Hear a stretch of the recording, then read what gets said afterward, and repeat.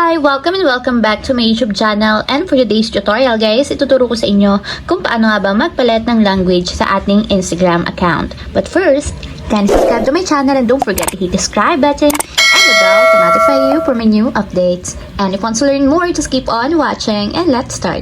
So yan guys, for today's video, i-open lang natin ang ating Instagram account or yung ating Instagram app. And then pagka-open guys, mula dito sa pinakang homepage, itap lang natin yung ating profile picture para mapunta tayo sa pinakang timeline or profile ng ating Instagram. Then dito sa pinakang timeline guys, itap nyo lang yung three horizontal lines na dito sa upper right corner katulad nito. So dito sa settings and privacy guys, i-scroll up nyo lang.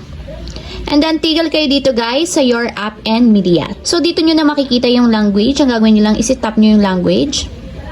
And then dito guys, pwede na kayong mamili ng language na gusto nyong ma-display sa inyong Instagram account. So for example, is ililipat natin siya into Filipino. Tap nyo yung Filipino or yung language na gusto nyo. And kung makikita nyo guys, naglo-loading siya.